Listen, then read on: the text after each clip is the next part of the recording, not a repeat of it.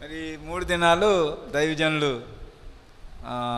దేవరాజు గారు మన మధ్యన వాక్య పరిచర్య చేయడానికి ప్రభు సహాయం చేశారు. మరి వారు గత 5 నెలలు దేవుని వాక్యం అందించడం, అమెరికాలో ఉండి 1వ తారీఖున వచ్చారు. అయినప్పటికీ కొంత బడలిగ్గా ఉన్నాడికి ఆయన వయసు 77 సంవత్సరాలు. ఒక చెవి అసలు వినబడదు, ఇంకో చెవి కూడా వినబడదు, మిషన్తో వింటారు. ఆయనకి హార్ట్ ఆపరేషన్ అయింది. అయినా ఏమాత్రం కూడా లెక్క చేయకుండా 77 సంవత్సరాల వయసులో ఆయన ఒక హెడ్ మాస్టర్గా పనిచేసి చక్కగా విశ్రాంతి తీసుకోవాలి. ఆయన సతీమణి చాలా సంవత్సరాల క్రితం ప్రభువునందు నిద్రించింది. అయినప్పటికీ కూడా ఆయన దైవ బలంతో మన మధ్యకు వచ్చారు కనుక వారికి నేను ప్రత్యేకంగా వందనాలు తెలియజేస్తూ వారికి ఈ సమయాన్ని ఇస్తున్నాను. వారు మనకు దేవుని వాక్యం అందిస్తారు. కాపరి తన బాధ్యత మరి ఎంతో చక్కగా దేవుని చిత్తానుసారంగా నెరవేరుస్తూ పరిచర్యలో ఆశీర్వదింపబడుచు ముందుకు సాగుతూ ఉన్నారు. కొంతమంది సేవకులు ఇంకొకరు వచ్చి బోధిస్తే ఓర్చుకోలేరు. సేవకుల మధ్య చాలా కుళ్ళు ఉంటుంది, ఒకరి మధ్య ఒకరికి పడదా. ఒకరు చెబితే ఇంకొకరికి నచ్చదు. ఏం చెప్పాడులే, నేనైతే ఇంకా బాగా చెప్పేవాడిని అనుకుంటా ఉంటారు. లోపల పైకి అనరులే, పైకి అనరు. అది సేవకుల్లో ఉన్న బలహీనత. కానీ జోసఫ్ గారికి ఆ బలహీనత లేదు. ఎవరు చెప్పినా అవి నోట్ చేసుకొని నేర్చుకుంటాడు. అది ఎంతో గొప్ప లక్షణం. తగ్గింపుతో నేర్చుకునే ఆ లక్షణం మనకందరికీ ఉండాలి. ప్రభు రాకడ పర్యంతం మనం నేర్చుకోవడమే. బైబిల్ ద్వారా, దేవుని సేవకుల ద్వారా, మరి దేవుడు మనకిచ్చిన అనుభవాల ద్వారా నేర్చుకోవడం అనేది చాలా మంచి లక్ష్యం. కనుక ఆయన బలిష్టమైన హస్తం క్రింద దీన మనస్కులమై ఉండడం చాలా మంచిది. ఈ 3 దినాలు జై జీవితం గూర్చి దేవుడు మనకు మంచి మాటలు నేర్పాడు. జై జీవితం మనలో లేదు, ప్రభువులో ఉందని తెలుసుకున్నాం. జై జీవితం అంటే పడిపోకుండా జీవించటం కాదు.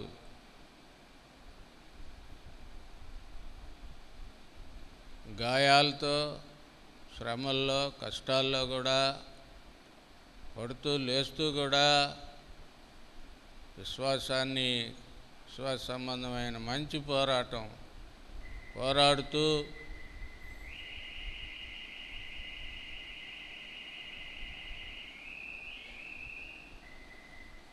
విశ్వాసాన్ని కాపాడుకుంటూ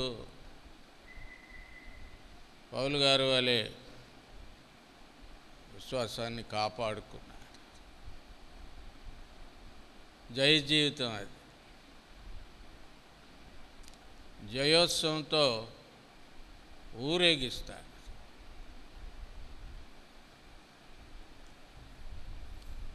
కొరింథీయులకు రాసిన 2వ పత్రిక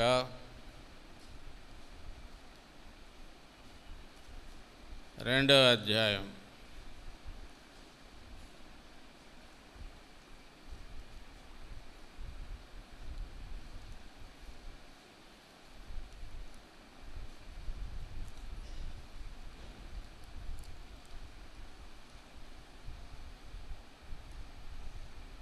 2వ అధ్యాయము 14వ వచనం. మా ద్వారా ప్రతి స్థలమందును క్రీస్తుని గూర్చిన జ్ఞానం యొక్క సువాసనను కనుపరచుచు ఆయన యందు మమ్మల్ని ఎల్లప్పుడూ విజయోత్సవంతో ఊరేగించుచున్న దేవునికి స్తోత్రము.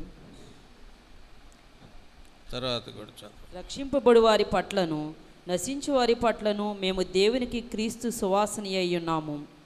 నశించు వారికి మరణార్థమైన మరణపు వాసనగాను, రక్షింపబడి వారికి జీవార్థమైన జీవపు వాసనగాను ఉన్నాము.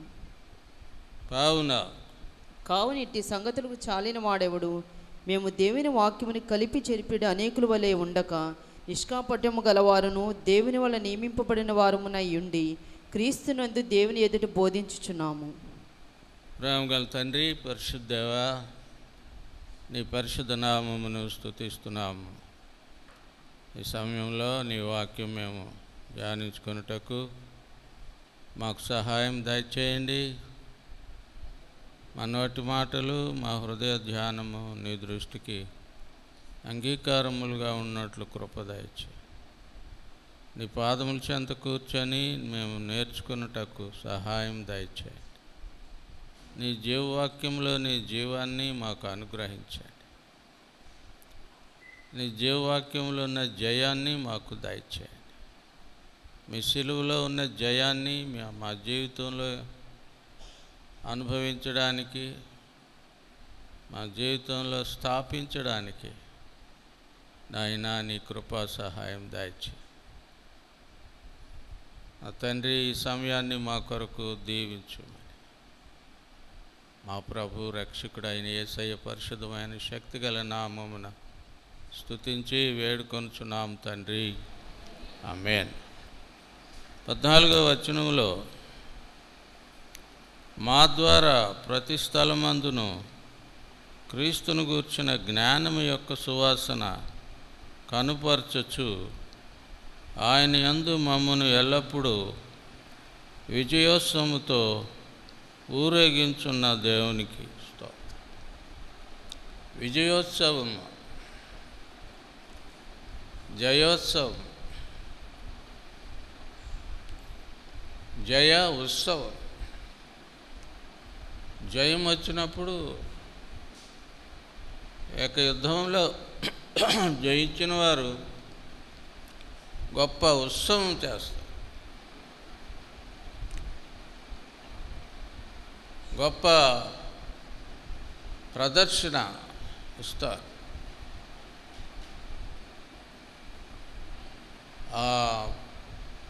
ఓడిపోయిన శత్రువులు, బంధింపబడిన శత్రువుల్ని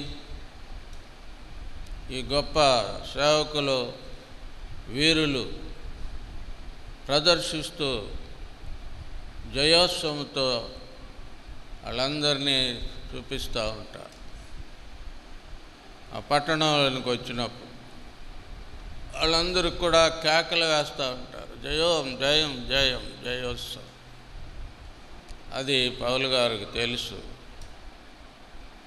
రోమా ప్రభుత్వ కాలంలో జీవించాడు కాబట్టి అదొకసారి జ్ఞాపకం చేసుకొని దాన్ని తన జీవితంలో సువార్తతో పోల్చుకుంటున్నాడు. ఎంత అద్భుతం! ఆ గొప్ప లోకరీతిలో ఉన్న జయాన్ని ఆత్మీయంగా తన సువార్త పరిచర్యలో పోల్చుకొని చెప్తా ఉన్నాడు. ఆత్మీయ జయం, జయోత్సవంతో పోల్చి చెప్తా ఉన్నాడు. ఇక్కడ కొన్ని ఇంగ్లీష్ బైబిల్స్లో ఏముందంటే, ఆ జయోత్సవంలో పట్టబడిన వారము, బంధింపబడిన వారం మేమే అన్నట్టుగా రాశాడు. దేవుడు మమ్మల్ని బంధించి అందరికీ ప్రదర్శిస్తూ ఉన్నాడు, ఊరేగిస్తూ ఉన్నాడు అని ఒక అర్థం వచ్చే మాటల్లో రాశా. అందరినీ బంధించి తన సేవకుల్ని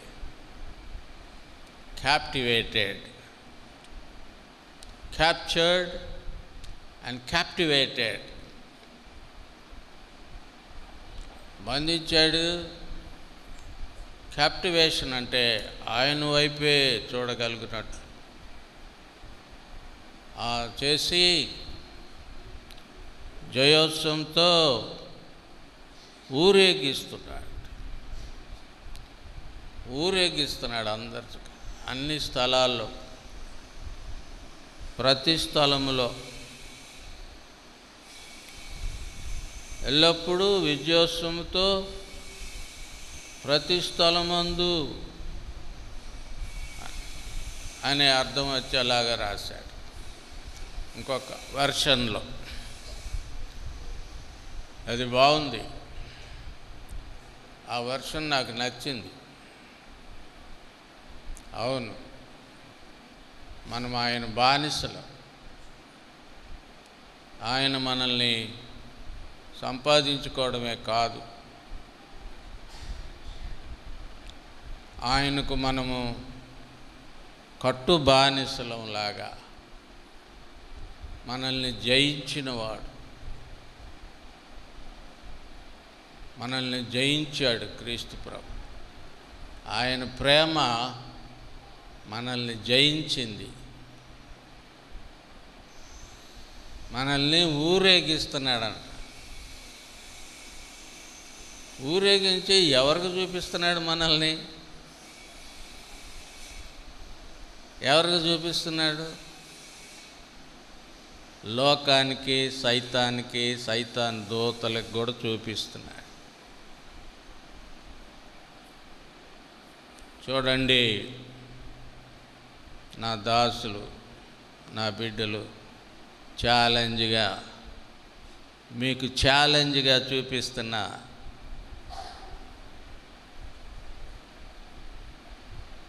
పాపములో, శాపములో జీవించిన ఈ నా బిడ్డలను నేను మీ ఎదుట ఛాలెంజ్గా పెడుతున్నా. అంటే మనం లోకానికి ఛాలెంజ్గా ఉండాలా? అదే జయ జీవితం, అదే అండి జయ జీవితం. లోకానికి ఛాలెంజ్గా ఉండాలి, అంతేగాని లోకాన్ని అనుసరించి లోకంతో పాటు కొట్టుకొని పోయేవాళ్ళలాగా ఉండటం కాదు, అది ఛాలెంజ్ కాదు. ప్రభు మనల్ని ఛాలెంజ్గా చూపిస్తున్నాడు. బైబిల్లో యోబుని, అయ్యగారి పేరు కూడా యోబు, క్షమించాలి, బైబిల్లో యోబుని ఛాలెంజ్గా పెట్టాడు, ఛాలెంజ్గా చూపించాడు, సాటన్కి ఛాలెంజ్గా పెట్టాడు. చూసుకో, శోధించుకో. అవును, శోధించాడు. అబ్బో, ఇష్టం వచ్చినట్టు శోధించాడు. ఆ శోధనలో నుండి పుట్టం వేయబడిన బంగారంలాగా బయటకు వచ్చాడు యోబు. కొంత తుప్పు కూడా వదిలిందిలే యోబుకి. ఏం తుప్పు వదిలిందండి? ఏం వదలలేదా? స్వనీతి వదిలింది, అదే తుప్పు. దేవుని సేవకుల్లో ఉండే తుప్పు అది వదిలిపోయింది. పుటం వేయబడిన బంగారంలాగా బయటకు వచ్చాడు. ఛాలెంజ్. సైతాన్ సిగ్గుపడిపోయాడు. లోకానికి మనం ఛాలెంజ్గా ఉన్నప్పుడు సిగ్గుపడిపోతాడు, సైతాన్ సిగ్గుపడతాడు. ప్రధానులు, అధికారులు అన్న ఆ సైతాను దూతలు సిగ్గుపడిపోతాయి. సైతానుడు మనల్ని ఎన్ని విధాలుగానో పడగొట్టాలని ఎన్నో ప్రయత్నాలు చేస్తూ ఉంటాడు. మనం జీవించినంతకాలం అనేక రకాలుగా వాడి స్ట్రాటజీలు చాలా ఉంటాయి.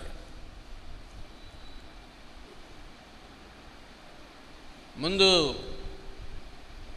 శ్రమలు ట్రై చేస్తాడంట. శ్రమల్లో పడిపోకపోతే, శ్రమల్ని తట్టుకుంటే ఇంకొక ట్రై చేస్తాడంట. నువ్వు చాలా గొప్పవాడివి, నిప్పులాంటి విశ్వాసివి అని గర్వం ట్రై చేస్తాడంట. గర్వం కీ ఇస్తాడనమాట. నువ్వు ఇంద్రుడివి చంద్రుడివి, అబ్బో అమెరికా వెళ్ళొచ్చావే, అబ్బో గొప్ప సేవకుడివే, 74 దేశాలు తిరిగావే, అబ్బో నీలాంటి సేవకుడు ఆడుండాడు అనగానే నిజమా, నిజమే కదా అంటాడు వీడు, గర్వం పెరిగిపోయి. అలాగే గర్వం ట్రై చేస్తాడు, ఒకవేళ పడిపోతాడే పని. గర్వాన్ని కూడా వాళ్ళు లేదనుకో, గర్వానికి కూడా లొంగలేదా, లేకపోతే డిప్రెషన్ పెడతాడు, అగ్ని బాణాలు వేస్తాడు, డిప్రెషన్ పెట్టేస్తాడు, నీరసం, నిరాశ, నిస్పృహల్లోకి పంపిస్తాడు. బాగానే ఉన్నట్టుకుంటాం, నిరాశ వస్తూ ఉంటుంది ఎక్కడి నుంచో, ఏదో ఒక రీతిగా నిరాశలోకి నడిపిస్తాడు. ఇంక నీకెందుకు సేవ, లేకపోతే ఇంకెందుకు నీవు విశ్వాసివి అని మనల్ని నిస్పృహలోనికి నడిపిస్తాడు. ఆ విధంగానైనా పడిపోతారేమో అని చూస్తాడు.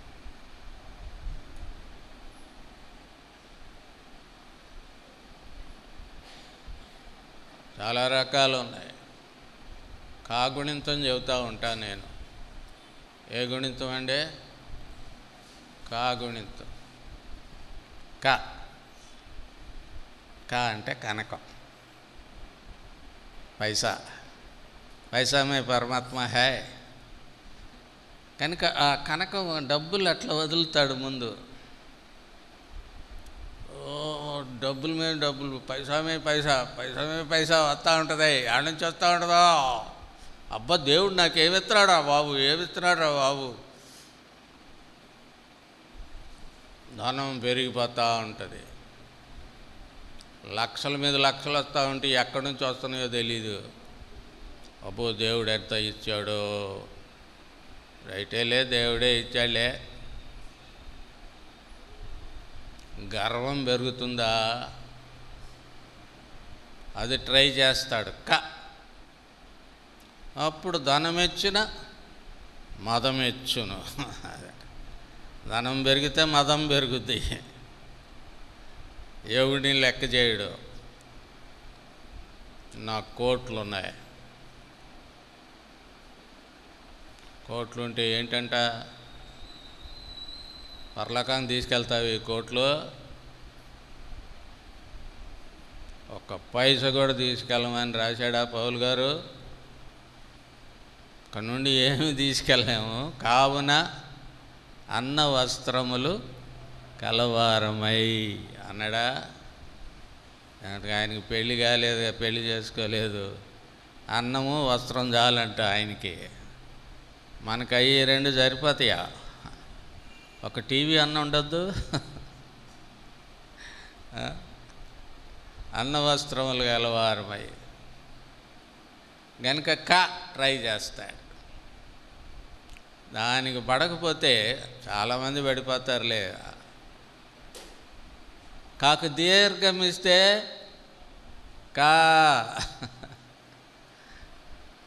కాంత లేక కామం ట్రై చేస్తాడు. మాలోటి ముసలివాళ్ళం ఏం పడిపోతాంలే అంటే, ముసలివాళ్ళే పడిపోతున్నారు ఈ రోజుల్లో. నన్ను అక్కడ అమెరికాలో మళ్ళీ పెళ్లి చేసుకోరాదా అంటున్నాడు. ఒరే బాబు మేము చేసుకోరా అంటే, వాట్ ఈస్ దేర్ అన్నాడు. వాడు చేసుకున్నాడు 72 ఏట, ఇంకొక ఆమెను చేసుకున్నాడు వాడు. కాక దీర్ఘం ఇస్తే కా. తాతగారు పెళ్లి చేసుకుంటారా, నాకెవరిస్తారా అంటాడే కానీ నాకెందుకురా పెళ్ళి అండో. అర్థమవుతుందా? కనుక కాక దీర్ఘమిస్తే కా ట్రై చేస్తాడు. ఈ కాక దీర్ఘంలో చాలామంది పడిపోతారు. చాలా బలమైన శోధన అది. యవనస్తుల్లో ఉన్నవాళ్ళు బలవంతులు చాలా వాళ్ళకి బలమైన శోధన, పడిపోతారు. బోల్డు మంది పడిపోయారు. పడిపోయి కూడా సమర్థించుకునే వాళ్ళు ఉన్నారు. ఒక ఆయన భార్యను వదిలేసి ఒక ఇంజనీరింగ్ చదివే పిల్లని చేసుకున్నాడో ఉంచుకున్నాడో తెలియదు. మళ్ళీ సమర్థించుకుంటాడు. ఆ మొదటి భార్య దేవుని చిత్తం కాదంట, అందుకు వదిలేయచ్చంట. ఎంత భయంకరం! సమర్థించుకుంటారు కానీ సవరించుకోరు. చాలామంది సమర్థించుకుంటారు, సవరించుకోరు. ఆ రెండు మాటలు నాకు ఎంతో ఆలోచిస్తే వచ్చినాయి, ప్రార్థనలో వచ్చినాయి ఆ రెండు మాటలు. పరిసయ్యులు వాళ్ళు సమర్థించుకుంటారు కానీ సవరించుకోరు. కనుక కాకు దీర్ఘమిస్తే కామాన్ని ట్రై చేస్తాడు. భయంకరంగా పడిపోతారా కాకు దీర్ఘంలో. కి అంటే మోసం, కిరికిరి, మోసంలో పడేస్తాడు. జ్ఞాన వివేచన ఆత్మను లేకుండా మోసయుక్తమైన భక్తిలో పడేస్తాడు. నాలుగవది కీకు దీర్ఘమిస్తే కీర్తి ప్రతిష్ట.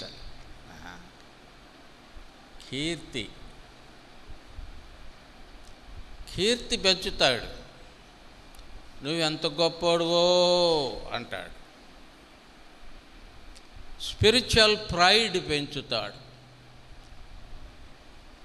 ఆ ప్రైడ్ అనేది వాడి మొదటి పాపమే, వాడిదే అది.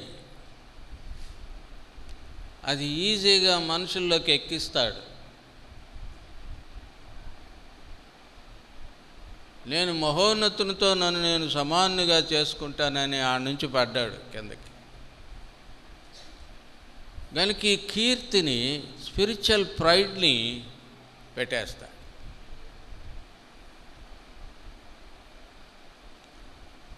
అయ్యగారు మా పేద సంఘానికి వచ్చి ప్రసంగిస్తారా, ఎంత ఇస్తావు అని అడుగుతాడు ముందుగానే. ఎంత ఇస్తావు? రేటు పెడతాడు. చెప్పాను కదా, కొండ మీద ప్రసంగం, sermon on the mount Yesayya, వీడో sermon for the amount. Sermon for the amount లేనిదే చెప్పడా, అమౌంట్ కూడా ముందే చెబుతాడా. Spiritual pride. ఒక 10 మంది ఉంటారండి, వాక్యం చెబుతారా? 10 మందా? నేను 10 మందికి చెప్పేవాడే, 10,000 మందికి చెప్పేవాడిని. 10 మందికి చెప్పమంటావా? నాకు ముందే చెప్పద్దు ఈ మాట, అసలు రాకుండా ఉండేవాడినిగా. నాకు రిటర్న్ టికెట్ బుక్ చేయి, వెళ్ళిపోతా. ఎంత ప్రైడో. మళ్ళీ కటౌట్లు కాదు, ఇట్లా ఏమంటారు ఇప్పుడు వచ్చే వాటిని, ఫ్లెక్సీలు. అబ్బాయి అన్ని సినిమా యాక్టర్ల పోజులు ఆ ఫ్లెక్సీల్లో. వైలెట్ పట్టుకొని, సోగు చేసుకొని, ఎంటికలకు రంగులు వేసుకొని, అని ఎంత భయంకరం. అన్ని సైతాను శోధనలో. సెల్ఫ్ ప్రైడ్ పెంచి పెంచి దేవుని కార్యాలు పాడు చేస్తాడు. కాకు దీర్ఘం కీకి దీర్ఘం కీ కాగుణితం బాగుందా? కాకు కొమ్మిస్తే కు కులం అబ్బో, ఇక దీని సంగతి చెప్పాలంటే వాడు మనోడేనా? మనోడే, పిలవండే. ఈయన మనోడు కాదు, వాడు మనోడు. ఈ కులం ఈ ఆంధ్ర రాజకీయాల్లో బాటలేదు. ఈ రాజకీయాల్లో కులాలు ఈ ఆత్మీయ దీనిలో కూడా వచ్చేసి సంఘంలో కూడా వచ్చినాయి కులాలు. ఎంత భయంకరం!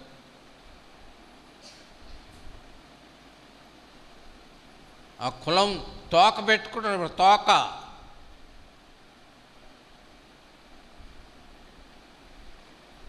నేను చిలకలపేట దగ్గర ఒక ఊరు ఉంది. ఆ ఊరు దగ్గర పొరపాటుని చెప్పేవాళ్ళ మధ్య, సిలువ కత్తిరొచ్చి మీ తోకలు కత్తిరించకపోతే మీరు క్రైస్తవులు కాదు, బిలీవర్స్ కాదు అని చెప్పా. అప్పటి నుంచి నన్ను పిలవనే పిలవరు. ఎంత కోపమో! ఆ తోక కత్తిరించుకోరాదు, ఆ తోక పాదు.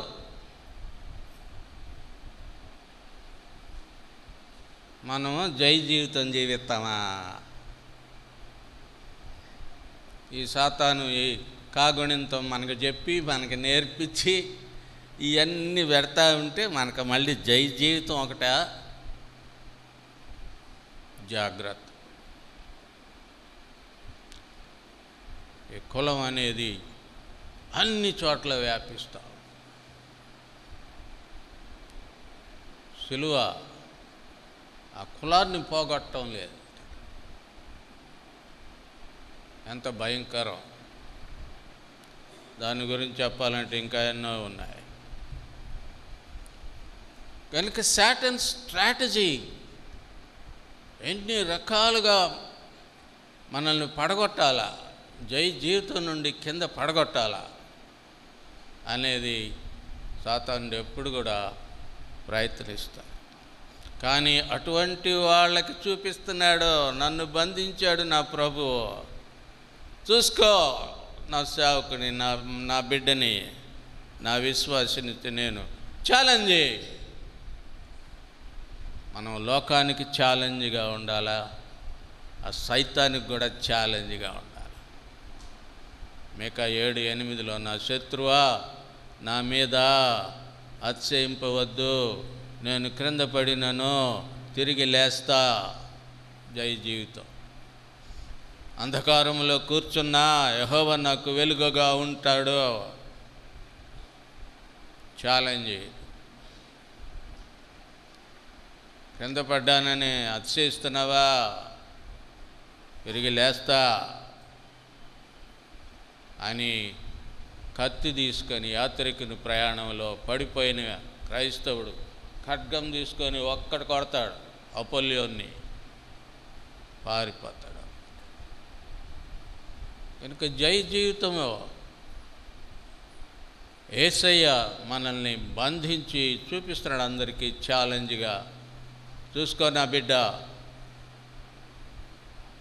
లోకానికి సవాల్. లోకంలో ఛాలెంజింగ్ క్రిస్టియన్స్గా మనం బతకాలి. దానికి ఒకే ఉదాహరణ, సువార్త చెప్తూ బతకాలి.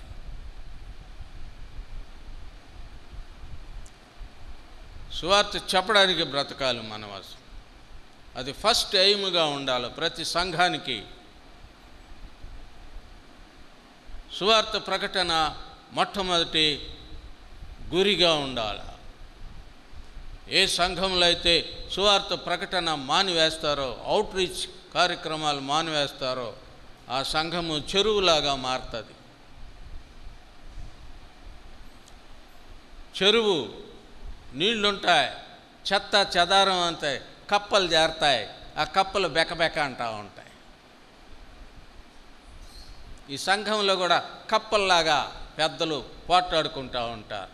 ఒక కప్ప బెక అంటే ఇంకొక కప్ప బెకబెక అంటది, ఇంకో మూడో కప్ప బెకబెక బెక అంటది. ఒకడికొకడికి పాడనే పాడదు. చెరువు లాంటి సంఘాలు, సెలయేటి లాంటి సంఘాలుగా ఉండాలి. పారుడు ప్రవహించే నీళ్ళల్లో ఈ చెత్త చెదారం ఉండదా. అవుట్రీచ్, ఆ సువార్త ప్రకటించే సంఘాలను చూడండి. హెబ్రోను సంఘాలు మొదటి దినాలు ఎలాగున్నాయి? ఆర్మని వేసుకొని రోడ్ల మీద వాయించుకుంటూ ఓ సువార్త ప్రకటించేవాళ్ళు. ఇప్పుడు చూడండి, ఒక్కరు చెప్పడం, ఆ సువార్త భారమే లేదు.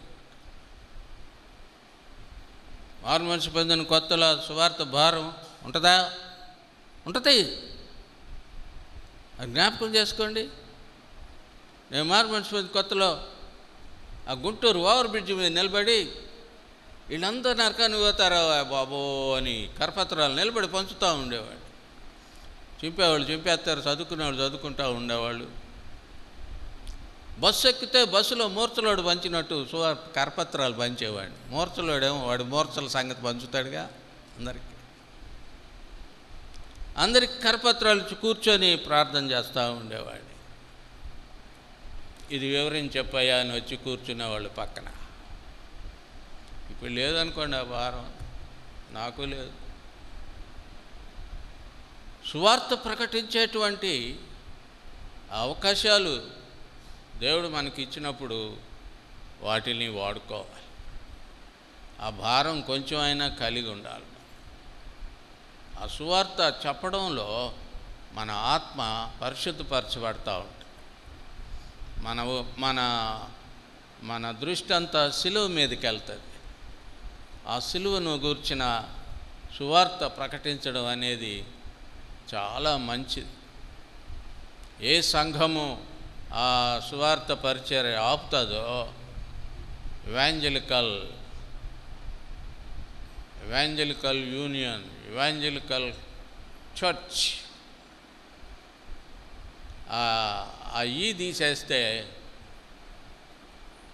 ఎస్ కూడా బాధ్యత. ఎస్ అంటే శాల్వేషన్. ఈ తీసేస్తే ఎస్ కూడా బాధ్యత. అందుకే సంఘంలో ఉన్న ప్రతి ఒక్కరూ సువార్త ప్రకటించవలసిన భారం నా మీద మోపబడి ఉన్నదని పౌలు గారు చెప్పినట్టు మనం కూడా చెప్పాలి.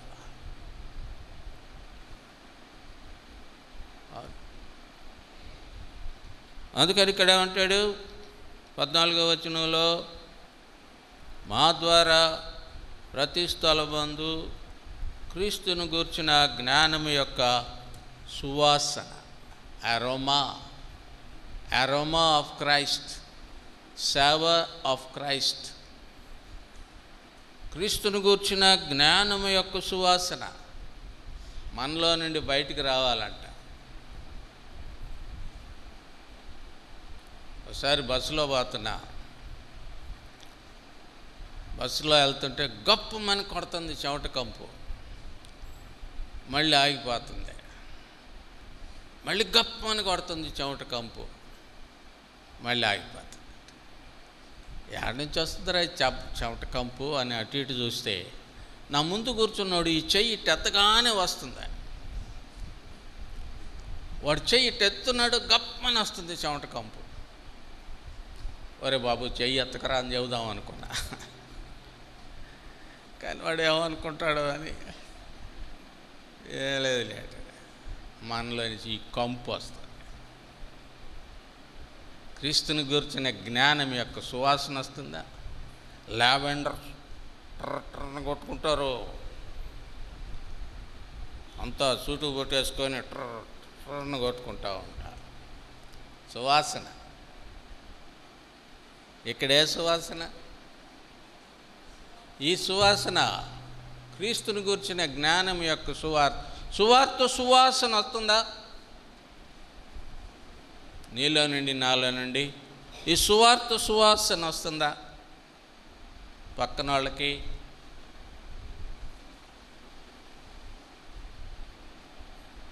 ఈ సువాసనతో ప్రతి స్థలములో మమ్మను ఎల్లప్పుడూ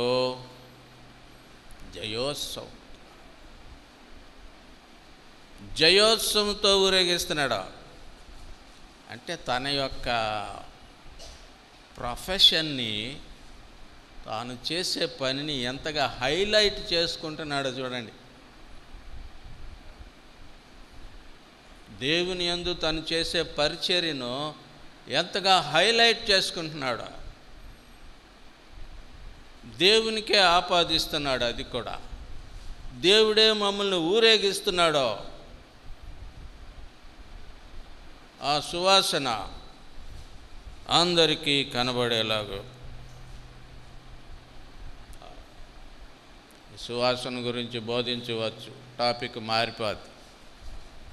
పరిమళ వాసనగా ఉండుటకు తను తాను అప్పగించుకున్నాడు యేసయ్య. ఎఫెసీ 5:2. ఎఫెసీ 5:2లో ఆయన పరిమళ వాసనగా ఉండుటకు తను తాను అప్పగించుకున్నాడు. ప్రేమ. ఆ ప్రేమే సువాసన. యేసయ్య ప్రేమే, ఆ సిలువ ప్రేమే సువాసనగా లోకమంతా వ్యాపిస్తావు.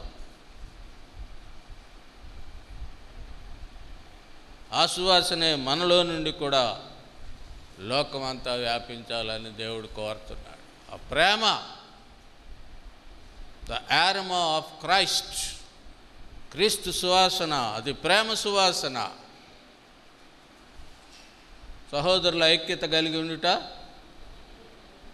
ఎంత మేలు, మనోహరం. ఎట్లా ఉంటుందంటే అది అహరోను తల మీద పోయబడిన తైలం, అభిషేక తైలం. అది అంగీల మీద పారి, అంగీల అంచు మటుకు దిగజారిన పరిమళ తైలముగా ఉండును. సువాసన. అది యూనిటీ, ఐక్య సువాసన, ఐక్యత. సంఘములో ఉన్న ఐక్యత ఒక గొప్ప సువాసనగా, పరిమళంగా వ్యాపిస్తుంది. సంఘములో ఉన్న ఐక్యత. ఏడుంది సంఘాల్లో ఐక్యత? ఒకరికొకరు పట్టడం లేదు. Personality clashes. సేవకులకు ఒకరికొకరికి పట్టడం లేదు. విశ్వాసులకు ఒకరికొకరు పట్టలేదు. సహోదరీలు ఎక్స్పర్ట్లు గొడవలు పెట్టడానికి. ఒక సహవాసం పప్పు రుబ్బుడు దగ్గర పోట్లాట వచ్చి విడిపోయిందంట. పప్పు రుబ్బుడు. ఆ చెక్కలు మిగిలితే ఒక ఆమె పప్పు రుబ్బుడు చేయించుకుందంట. ఇంకొక ఆమె ఏమో, అవి దేవుడు చెక్కలు కదమ్మా, పప్పు రుబ్బుడు చేయించుకోవచ్చా అంటే, మేము కాపర్ని అడిగి చేయించుకున్నామమ్మా, నీకెందుకమ్మా అంత బాధ? నాకేం బాధ? మరి బాధగా ఉండదు, అవి దేవుడి చెక్కలైతే. ఆ చెక్కల దగ్గర వచ్చింది, పప్పు రుబ్బుడు దగ్గర వచ్చింది. అది పెద్ద పెద్దగా చిలికి చిలికి గాలివాన్ అయింది. అది మగ పురుషుల దాకా పోయింది. ఇక మగ పురుషులు ఇన్వాల్వ్ అయ్యారు. ఆ తర్వాత కాపర్ దగ్గరికి వచ్చి, మేము ఇక మీ సహవాసములో ఉండటం మాకు ఇష్టం లేదు, మేము వేరే చూసుకుంటాం అని మర్యాదగా చెప్పి వెళ్ళిపోయారు. సహవాసం విడిపోయింది. దేన్ని బట్టి? పప్పు రుబ్బుడు దగ్గర. చూడండి సైతాన్ని అట్ట పెట్టాడు. ఇది జరిగింది, నేను కల్పించి చెప్పట్లా, తెలంగాణలో జరిగిన విషయం ఇది. పప్పు రుబ్బుడు దగ్గర విడిపోయారు. చిన్ని చిన్ని విషయాల దగ్గర పెడతాడు సైతాన్. ఐక్యత, అది సువాసన.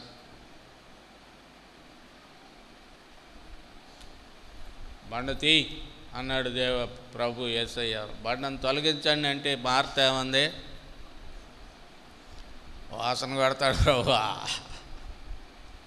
సొంత తమ్ముడే, మరి ఏం చేస్తాం, చనిపోయి 4 రోజులు అయింది. వాసన కొడతాడు ప్రభువా. ఏ వాసన ఇది? సువాసన. లాజరు బయటికి రా.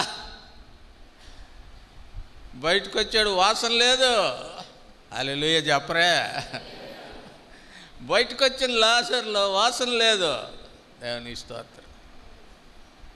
జీవపు వాసన వచ్చేసి జీవం వచ్చింది. మరణంలో నుండి జీవము వచ్చేసింది. ఆ జీవం కంపు కొట్టదు. అది దేవుని జీవం. యేసయ్యే ఆ జీవం.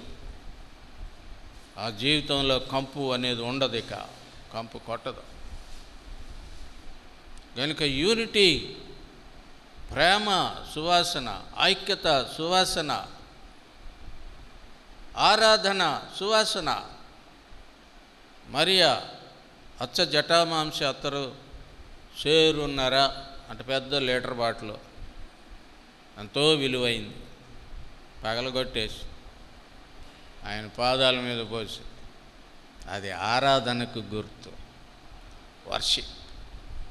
జీవితం అంతటితో ఆయన్ని ఆరాధిస్తున్నాం. మన జీవితం అంతటితో, నోటి మాటలే కాదు, యెహోవా ఫలమే కాదు, జీవితం అంతటితో, హృదయం అంతటితో ఆయన్ని ఆరాధించింది. అదే ఆరాధన సువాసన. ఇలా చెప్పుకుంటూ పోతే ఎన్నో సువాసనలు బైబిల్లో ఉన్నాయి. ఆయన పేరు పోయబడిన, ఆయన పేరే పోయబడిన పరిమళ తైలం. కనుక ఈ సువాసనతో మమ్మల్ని ఊరేగిస్తున్నాడు. విజయోత్సవంతో ఛాలెంజ్గా చూపిస్తున్నాడు మమ్మల్ని. అది నాకు నచ్చింది. లోకానికి సవాలుగా చూపిస్తున్నాడు, సాతానికి సవాలుగా చూపిస్తున్నాడు. ఈ సువాసన వ్యాపిస్తూ ఉంది మా ద్వారా, సువార్త సువాసన. మరి మన ద్వారా ఏ సువాసన వ్యాపిస్తుంది? కొందరినైనా ప్రభువులోకి నడిపించావా? కొందరినైనా నడిపించాలని ఆశ కలిగి ఉండాలి.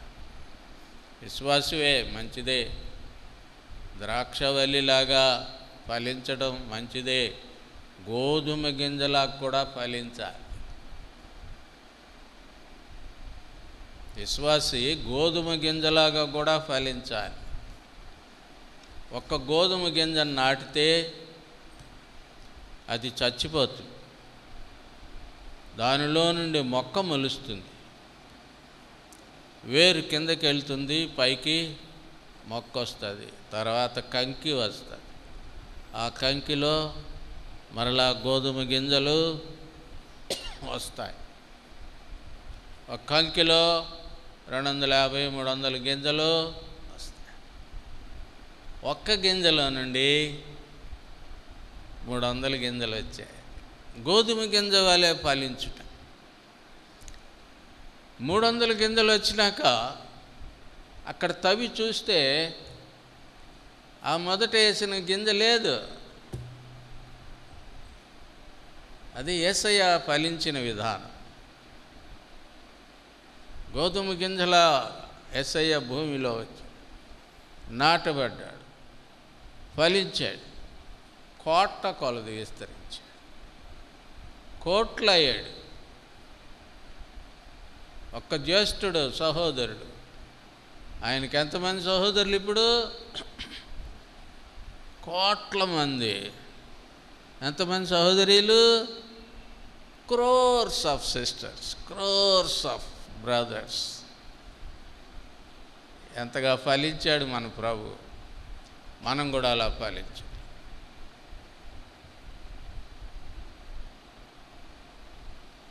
అన్నా, నువ్వు జిఎంఆర్లో పాలిటెక్నిక్ కాలేజీలో బైబిల్ స్టడీ తీసుకున్నప్పుడు నేను రక్షింపడ్డానన్నా అని మొన్న అమెరికాలో ఒకడు చెప్తున్నాడు.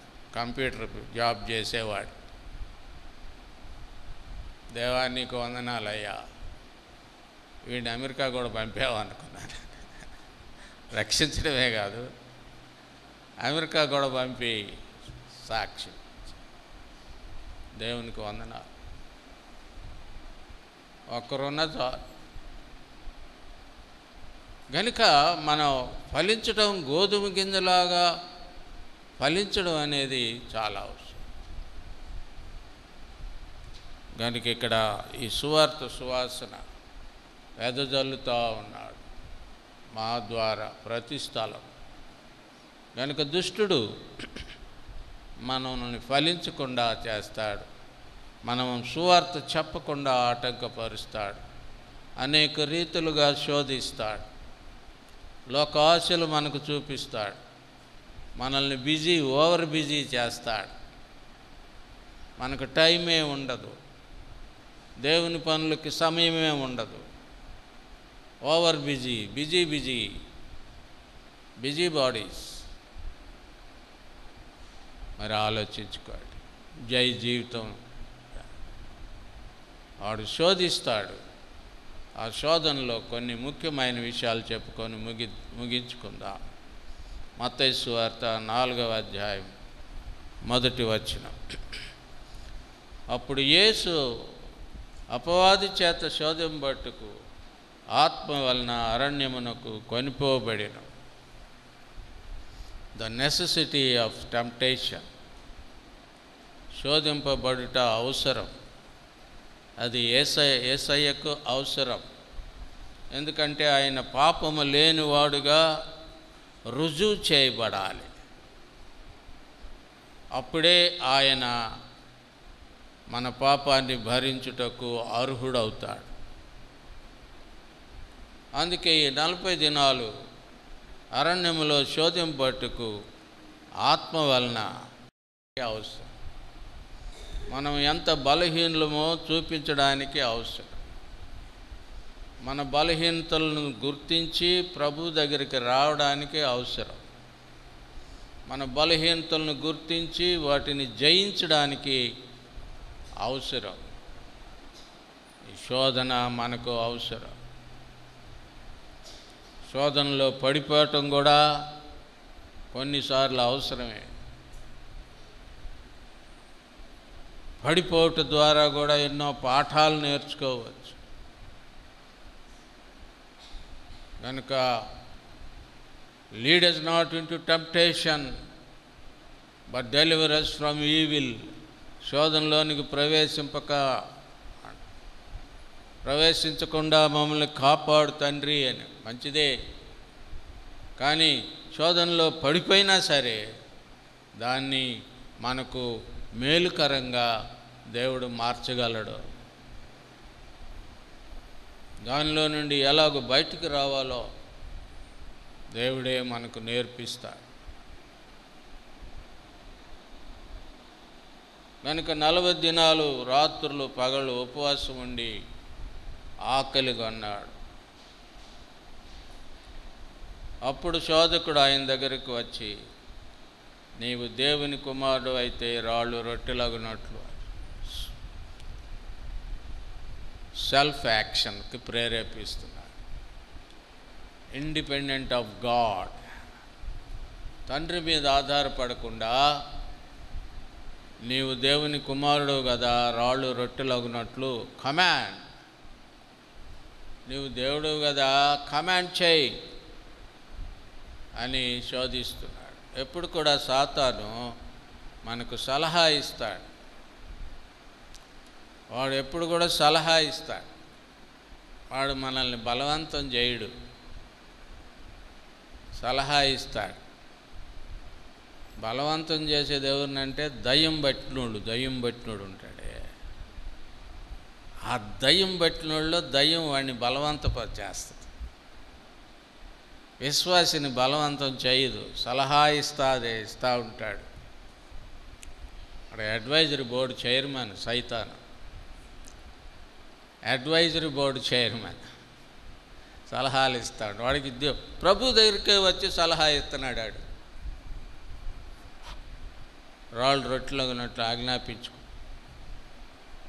అవును, నీ ఇష్టం, రాళ్ళు రొట్టెలు చేసుకొని తిను.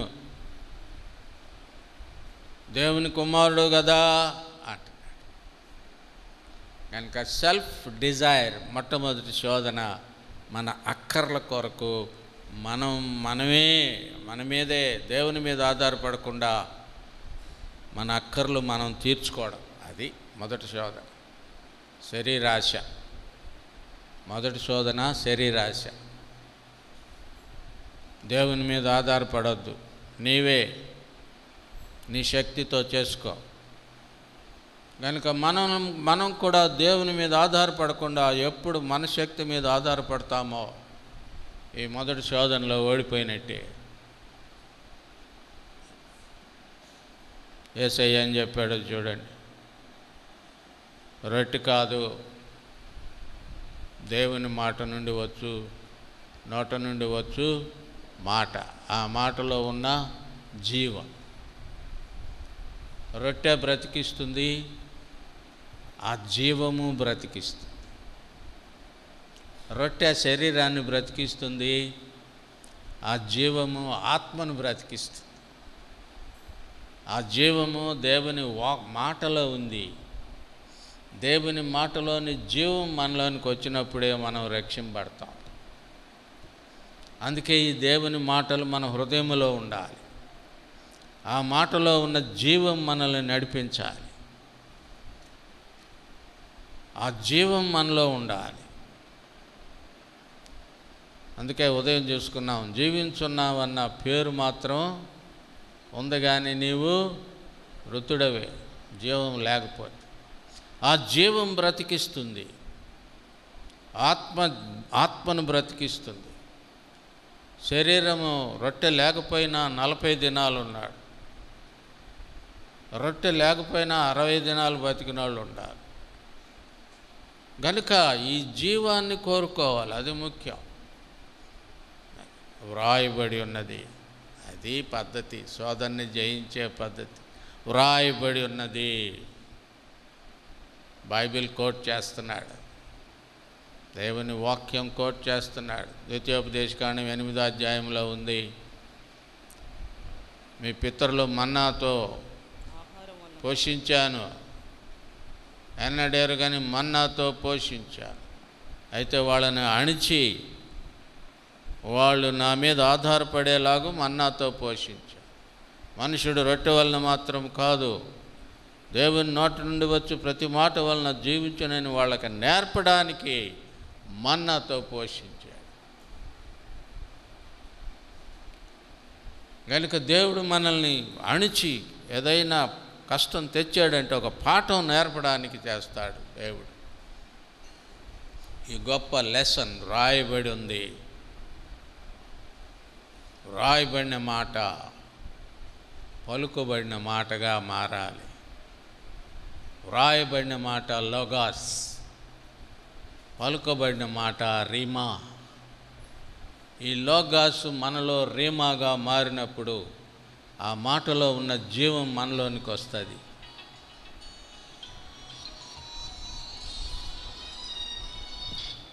వ్రాయబడిన మాట పలుకబడిన మాట అయినప్పుడు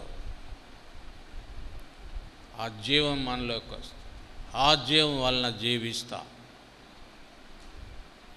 మీరు కూడా ఇలాగే చేయండి. ఎప్పుడన్నా మెసేజ్ వింటున్నప్పుడు ఫోన్ మోగితే బయటికి వెళ్ళి హలో అనబాకండి, ఆ ఫోన్ ఆన్ చేసి వదిలేయండి. ఇప్పుడు నా డాక్టర్ ఇంటి దగ్గర నుంచి చేసింది, ఫోన్ ఆన్ చేసి వదిలేసా, నా మెసేజ్ ఏంటది, బిల్లు నాకు పడదు, నా డాక్టర్కే పడుతుంది. నేను ఎప్పుడూ అదే చేస్తా. ప్రసంగం చేస్తున్నప్పుడు ఎవడన్నా ఫోన్ చేస్తే ఆన్ చేసి వదిలేస్తా. ఇష్టమైతే తింటాడు, లేకపోతే ఆఫ్ చేసుకొని వెళ్ళిపోతాడు. ఒక దేవుడు ఒక అద్భుతం కూడా చేశాడు, అది చెప్పడానికి టైం లేదులే, తర్వాత చెప్తాను. కనుక వ్రాయబడి ఉన్నది, వ్రాయబడిన మాట చాలా ముఖ్యం. అప్పుడు ఓహో ఈ లైన్లో వస్తున్నావా నువ్వు అని సాతానుడు అనుకొని ఆయన ఒక దేవాలయం మీదకి తీసుకెళ్ళి మళ్ళా సజెషన్ ఇస్తున్నాడు, దూకు, ఇక్కడి నుంచి దూకు. కీర్తనలు 91లో ఒక వాగ్దానం రాయబడింది. ఆయన తన దూతలకు ఆజ్ఞాపిస్తాడు, నీ పాదములకు రాయి తగలకుండా ఆ దూతలు నిన్ను తమ చేతుల మీద ఎత్తిపట్టు. వాగ్దానం చూపిస్తున్నాడు. మళ్ళా devil can cite scripture for its purpose. సైతాను తన ఉద్దేశాన్ని నెరవేర్చుకోవడానికి బైబిల్ కూడా కోట్ చేస్తాడంట. తాగుబోతులు ఏమంటారు? తాగి మత్తులు కాకొండుడి అన్నారు, కానీ తాగకూడదని ఉందా బైబిల్లో? తాగి మత్తులు కాకుడి అని ఉంది. అంత కొంచెం పుచ్చుకో తిమోతి, కొంచెం ద్రాక్ష రసం కూడా పుచ్చుకో అని ఉంది కదా. తాగుబోతులకి ఈ వచనాలన్నీ. Devil can cite scripture. ఇద్దరు భార్యలోడు ఏమంటాడు? ఒరే అబ్రాహాంకి ముగ్గురు లేనిదే నాకు ఇద్దరుంటే తప్పేంట్రా? అబ్రాహాంకు ముగ్గురు భార్యలు. అబ్రాహాంకు ముగ్గురు ఉండగాలేందే నాకు ఇద్దరుంటే తప్పేంది? సైతాను కూడా బైబిల్ చూపిస్తా. అంత పెద్ద దావీదే వ్యభిచారంలో పెడితే నా తప్పే ఉందా? బైబిల్ అడ్డం పెట్టుకొని పాపం చేసేవాళ్ళు ఎందరో ఉన్నారు. చాలా విచారక. గనుక ప్రభు అన్నాడు. ఇంకొక చోట ఏమని రాయబడి ఉంది? శోధించొద్దు, ప్రభు అయిన దేవుణ్ణి శోధించవద్దు. శోధించటం ఏంటో తెలుసా మీకు? మనం దేవుణ్ణి శోధించటం ఎలాగో తెలుసా? మళ్ళీ వాగ్దానమే చెప్పింది. ఈ వాగ్దానం నెరవేరుద్దో లేదో చూద్దాం అని చూడటం కూడా దేవుణ్ణి శోధించటం. అనవసరంగా ఎందుకు దూకాలి? అది దేవుణ్ణి శోధించటం అవుతుంది. ఈ రోజుల్లో అనేక మంది దేవుని మెడలు వంచి అది చెయ్యి, ఇది చెయ్యి, అది జరగాలి, ఇది జరగాల, ఇదిగో ఈ వాగ్దానం అని పెట్టి దేవుని చిత్తానుసారంగా వ్యతిరేకంగా పనిచేసి దేవుణ్ణి శోధిస్తున్నారు. దేవుణ్ణి శోధించకూడదు, ఆయన చిత్తానికి లోబడాలంతే. మరి ఒక చోట వ్రాయబడింది అన్నాడు. కనుక సైతాను ఎప్పుడు కూడా వాగ్దానం చూపిస్తున్నాడు, యేసయ్య ఆజ్ఞ చూపిస్తున్నాడు. గమనించండి, శోధనలో యేసయ్య ఆజ్ఞ చూపిస్తున్నాడు, సాతాను వాగ్దానం చూపించి శోధిస్తున్నాడు. చాలా తెలివైన వాడాడు. యేసయ్య మాత్రం ధర్మశాస్త్రాన్ని చక్కగా నెరవేరుస్తూ ఉన్నాడు. ధర్మశాస్త్రాన్ని చూపిస్తున్నాడు, ఆజ్ఞను చూపిస్తున్నాడు. ఆజ్ఞ గైకొనుట శ్రేష్టమైనది. కనుక ఇప్పుడు మనం బిలీవర్స్గా ఆజ్ఞను గైకొంటున్నాం. దేని ద్వారా? ప్రేమ ద్వారా. ధర్మశాస్త్ర సారం ప్రేమ. మొదటి రోజు చెప్పాను, ధర్మశాస్త్ర సారం ప్రేమ. ప్రేమించువాడు ధర్మశాస్త్రాన్ని నెరవేరుస్తాడు. కనుక మనం ధర్మశాస్త్రాన్ని నెరవేరుస్తున్నాం, చాలా ముఖ్యం అది. ధర్మశాస్త్రాన్ని త్రోసివేయడం లేదు, కానీ ఆత్మానుసారంగా ధర్మశాస్త్రాన్ని మనం నెరవేరుస్తున్నాం, స్థిరపరుస్తున్నాం అని బైబిల్ చెప్తా ఉంది.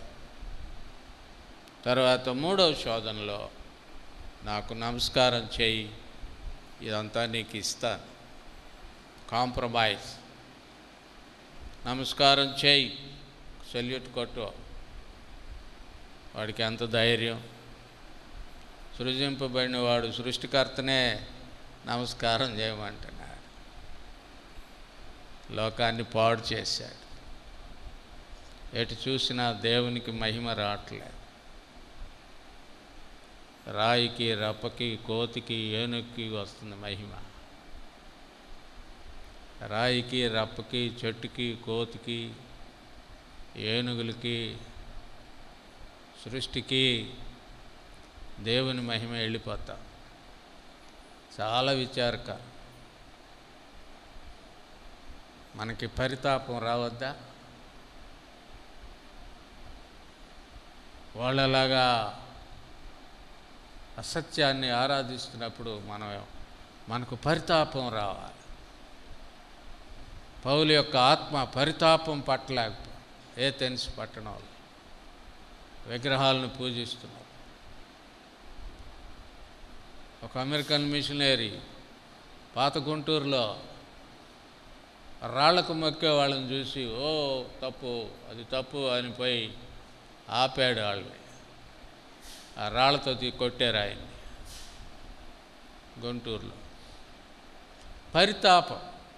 కనీసం మనం వాళ్ళ కొరకు ప్రార్థన చేయగలిగి ఉండాలి. కనుక దేవుని మహిమను ఇతరులకు వెళ్ళిపోతాం, దయ్యాలకు పోతాం. ఈ సైతాన్ కూడా తనకు రావాలా దేవునికి చెందిన మహిమ అని లోకాన్ని పాడు చేసి అసత్యంతో నింపింది. అది ఎంతో భయంకరమైన విషయం. రేపు దేవుడు తీర్పు తీర్చబోతాడు. కనుక ఈ మూడవ శోధన, నో కాంప్రమైజ్. దేనికి కూడా సెల్యూట్ చేయొద్దు. షడ్రక్, మేషక్, అబేద్నెగోలు వాళ్ళు సెల్యూట్ చేయం, నీ బంగారానికి మొక్కం. దేవుడు మమ్మల్ని రక్షించినా రక్షించకపోయినా మేము మాత్రం మొక్కం. అవును, మనం అనేక సార్లు కాంప్రమైజ్ అవుతున్నాం, లోకంతో కాంప్రమైజ్ అవుతున్నాం, అసత్యంతో కాంప్రమైజ్ అవుతున్నాం, సైతాన్తో కాంప్రమైజ్ అవుతున్నాం. తద్వారా వచ్చే మేలు మనకు లేకపోయినా పర్వాలేదు.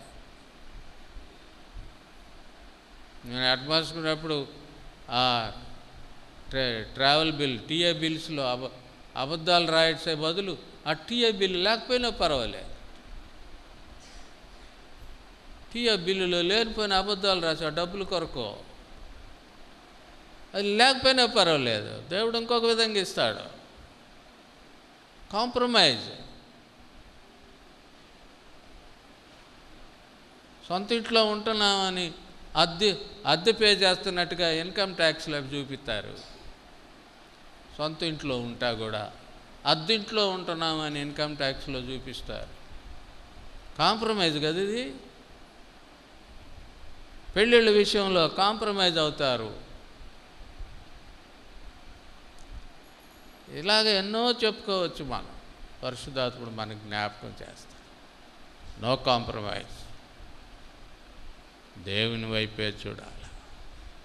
దేవుని చిత్తం మనకి ఇవ్వబడింది. దేవుని చిత్తం మనకు తెలుపబడింది దేవుని వాక్యంలో. నీవు దేవునికే మొక్కాలి, ప్రభువుకే మొక్కాలి, ఆయన్ని మాత్రం సేవించాలి అని ప్రభు సాతానుకి చెప్పాడు, డైరెక్ట్గా చెప్పాడు. కనుక సాతానుడు మనకు ఇచ్చే సలహాలు ఎన్నో ఉంటాయి. Our mind is the battle field of Satan. మరి వాడు మన మనస్సు మీద పనిచేస్తాడు. అయితే మన మనస్సు దేవుని మనస్సు ఉండాలి. క్రీస్తు ప్రభు మనస్సు మనలో రావాలి. అంటే ఆ వాక్యం ద్వారానే వస్తుంది.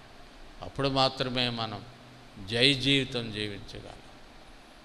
అదే అంటాడు, ఈ ప్రభు మమ్మల్ని ఊరేగిస్తా ఉన్నాడు, మమ్మల్ని క్యాప్టివేట్ చేశాడు, అందరికీ ఛాలెంజ్గా చూపిస్తా ఉన్నాడు. కనుక ప్రియమైన దేవుని బిడ్డ, యేసయ్య మనలో నుండి కనపడాలి. యేసయ్య సువాసన మనలో నుండి రావాలి. మన సాక్ష్యము, ప్రభువుని గురించిన సాక్ష్యము మన జీవితంలో నుండి రావాలి. ప్రార్థన చేసుకుందాం. ప్రేమ గల తండ్రి, పరిశుద్ధేవా, నీ కార్యములు ఎంతో గొప్పవి తండ్రి. నిన్ను గూర్చిన అనుభవ జ్ఞానం మా జీవితంలో సువాసనగా బయలు వెళ్ళాలని చెప్పావు. సువార్త సువాసన మా ద్వారా అనేకులకు ప్రసరింపజేయచ్చు. విజయోత్సవంతో జయోత్సవంతో మమ్మల్ని ఊరేగిస్తున్న దేవుడు. దుష్టుడు మమ్మల్ని శోధించి నీ ధర్మశాస్త్రమును మీరి నీ చిత్తానికి వ్యతిరేకంగా జీవించాలని మమ్మల్ని ప్రేరేపించిన వాణ్ణి జయించుటకు వాక్యం ద్వారా వాణ్ణి జయించడం మాకు నేర్పించండి. వాక్యం ద్వారా వాణ్ణి పారద్రోలుటకు మాకు శక్తిని దయచేయండి ప్రభువా. వానితో చేయగలపకుండా, లోకంతో చేయగలపకుండా, అవిశ్వాసులతో చేయగలపకుండా ప్రభువా విశ్వాసాన్ని కాపాడుకోవడం మాకు నేర్పించండి. జయ జీవితం జీవించడం మాకు నేర్పించండి. మీ మనస్సు మాకు దయచేయండి యేసయ్యా, మీ మనస్సు మాకు దయచేయండి. మిమ్మల్ని గురించి ప్రకటించుటకు, సాక్ష్యం ఇచ్చుటకు, సువార్త ప్రకటించుటకు, మిమ్మల్ని ఆరాధించుటకు, మిమ్మల్ని ఘనపరచుటకు ప్రభువా మాకు సహాయం దయచేయండి. ఇప్పుడు వచ్చిన బిడ్డలందరినీ అలాగో ఆశీర్వదించి ఆత్మీయంగా బలపరచండి. ఈ ఆత్మ సంబంధమైన మంచి పోరాటం, విశ్వాస సంబంధమైన మంచి పోరాటం పోరాడడానికి నీ కృపచేత మమ్మల్ని బలపరచండి ప్రభువా. నీకే వందనాలు. జయ జీవితం నీ రాకడ పర్యంతం అలాగూ జయ జీవితంలో పోరాడడానికి, జయ జీవితం కొరకు, జయ జీవితం జయాన్ని, మీరిచ్చిన జయాన్ని స్థాపించడానికి, మీరిచ్చిన జయాన్ని కాపాడుకోవడానికి మాకు నేర్పించండి. శిలువ జయం, ఆ విజయం, శరీరాన్ని జయించారు, లోకాన్ని జయించారు, సాతాన్ని జయించారు, ధర్మశాస్త్రాన్ని నెరవేర్చారు, పాపాన్ని జయించారు. ఆ జీవితమే మాకు అనుగ్రహించండి. మమ్మల్ని నడిపించండి. దుష్టు నుండి కాపాడండి ప్రభువా. సంఘాన్ని దీవించండి. సంఘంలో సువార్త పరిచర్య విరివిగా జరుగునట్లు అవుట్రీచ్ కార్యక్రమాలను దీవించండి ప్రభువా. మీ నామమును మహింపరచుటకు మాకు నేర్పించండి. ఎక్కడ మీ నామమును అవమానపరుస్తుందో, ఎక్కడ మీ నామానికి తగిన మహిమ రావడం లేదో అక్కడ మా ఆత్మలో పరితాపం దయచేయండి. ప్రార్థించడానికి కృప దయచేయండి. నీకే వందనాలు. నాకు ఇచ్చిన ఈ 3 దినముల సహవాసమును బట్టి వందనాలు. ఈ 30 దినాల్లో 10 మంది సేవకులు అందరినీ వాడుకోండి ప్రభువా. రేపటి నుండి యోబు గారిని కూడా వాడుకోండి.